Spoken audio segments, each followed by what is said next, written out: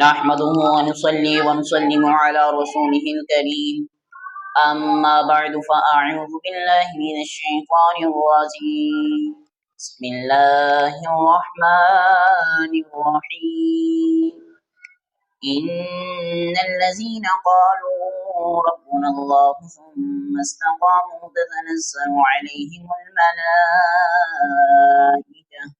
قال الله تبارك وتعالى في شان حبيبه مخبرا وآمرا إن الله وملائكته يصلون على النبي يا أيها الذين آمنوا صلوا عليه وسلموا تسليما الصلاة والسلام عليك يا سيدي يا رسول الله وعلى آلك وأصحابك يا سيدي يا حبيب الله الصلاة والسلام عليك يا سيدي يا رحمة للعالمين وعلى آلك وأصحابك يا سيدي يا خاتم النبيين. حمد و صلات کے بعد سامعین کرام السلام علیکم ورحمۃ اللہ وبرکاتہ.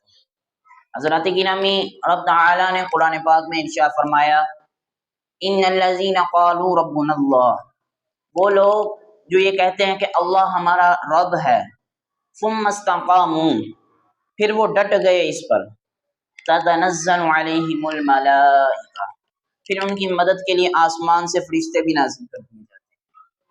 حضرت علامہ جلال الدین سیوطی علیہ الرحمہ، آپ نے اپنی کتاب میں شرح الصدور میں ایک واقعہ بہت ہی خوبصورت تین بھائیوں کا لکھا ہے کہ تین بھائی اسلامی لشکر کے ساتھ جنگ میں شریک ہوئے تو مسلمانوں کو فتح نصیب ہوئی، لیکن مسلمانوں کے چند نوجوان عیسائی جو ہیں گرفتار کر کے لے گئے. تو جو ساتھی گرفتار ہو کر گئے ان میں یہ تین بھائی بھی تھے. تو جب عیسائیوں کے بادشاہ کے دربار میں ان نوجوانوں کو لے کر گئے، وہ عیسائیوں کا بادشاہ دیکھ کر کہنے لگا یہ تو ابھی نوجوان ہیں، ابھرتی ہوئی جوانیاں ہیں ان کی. وہ بادشاہ کہنے لگا کہ ایسا کرو، اسلام کو چھوڑ دو، یہ تمہارے لیے بہتر ہے. ابھی تم نے جوانی کی بہاریں دیکھی کہاں ہیں، تمہارے لیے بہتر یہی ہے کہ اسلام کو چھوڑ دو، مسیحیت میں شامل ہو جاؤ، تم بچ جاؤ گے ورنہ تمہیں قتل کر دیا جائے گا. وہ نوجوان کچھ نہ بولے. وہ بادشاہ پھر سے بولا کہ اسلام کو چھوڑ دو، یہ تمہارے لیے بہتر ہے اگر بچنا چاہتے ہو، ورنہ تمہیں قتل کر دیا جائے گا. پھر وہ مجاہدین بولے غلامان محمد جان دینے سے نہیں ڈرتے، غلامان محمد جان دینے سے نہیں ڈرتے، یہ سر کٹ جائے یا رہ جائے کچھ پرواہ نہیں کرتے. وہ نوجوان کہنے لگے اے بادشاہ اگر ہماری جانیں اللہ کی راہ میں قربان ہو جائیں تو اس سے بڑھ کر ہمارے لیے خوش نصیبی کیا ہے. ہماری زندگی کے آخری سانس تک ہمارا یہی فیصلہ ہے کہ ہم جانیں تو دے سکتے ہیں لیکن محمد کا دیا ہوا دین نہیں ہم چھوڑ سکتے. تو بادشاہ نے جب یہ ان کا جذبہ اور اتنا مضبوط ایمان دیکھا وہ حیران ہو گیا. اس نے اپنی مملکت کو حکم دیا 3 بڑے کرا لاؤ اور اس میں 3 دن تک جو ہے تیل ڈال کے آگ جلائی گئی نیچے. ابلتے ہوئے تیل میں ان کو قریب لائے، پہلے ایک کو ڈالا اس میں تو وہ اس میں جل گیا، دوسرے نے پڑھا انا للہ و انا الیہ راجعون، پھر دوسرے بھائی کو اس میں ڈالا گیا، وہ بھی اس طرح جل گیا. تو اب جو تیسرا نوجوان تھا 18 سال اس کی عمر تھی، ابھرتی ہوئی ابھی جوانی، چہرے پہ نور اور چلنے میں بے مثالی آیا تھی. تو بادشاہ کے ایک وزیر کو اس پہ ترس آ گیا. اس نے کہا اے بادشاہ تھوڑا سا ٹائم دے دیں، میں کسی نہ کسی طریقے سے اسے ایمان کھینچ لوں گا، نکلوا لوں گا، کوئی نہ کوئی حربہ استعمال کر کر میں اسے ایمان نکلوا لوں گا. تو بادشاہ نے اس کو مہلت دے دی.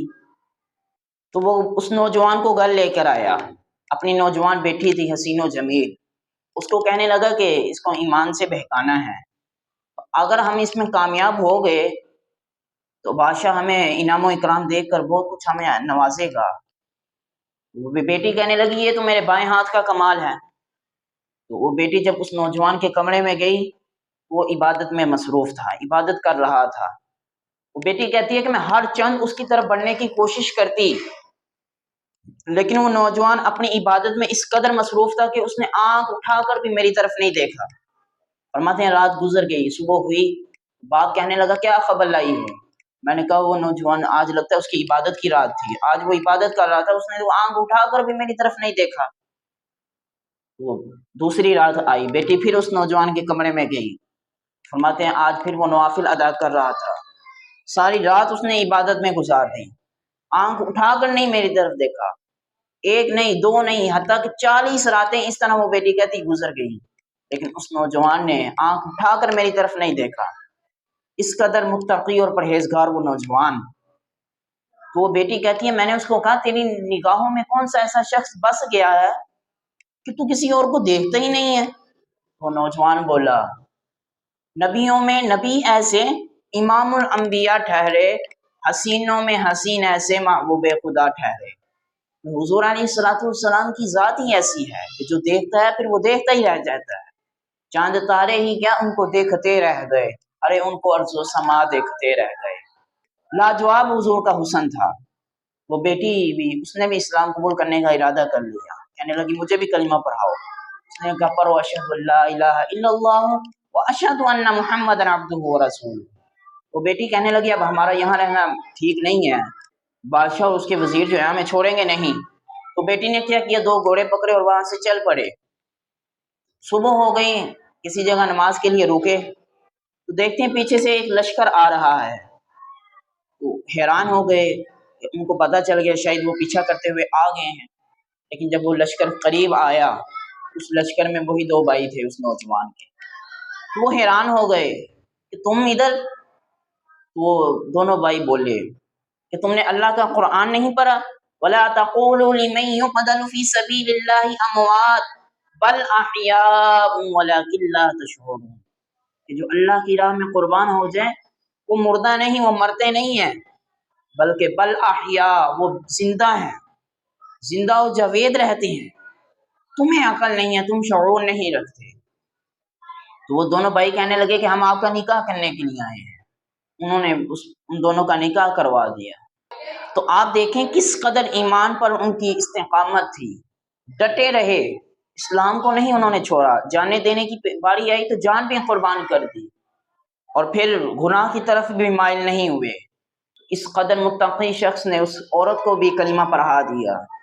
یہ نتیجہ ہے، جو اس ایمان پر اسلام پر ڈٹتے ہیں پھر اللہ تعالیٰ انہیں نوازتا ہے۔ دعا ہے اللہ تعالیٰ ہمیں بھی ایمان پر استقامت عطا فرمائے، آمین۔ وما توفیقی الا باللہ۔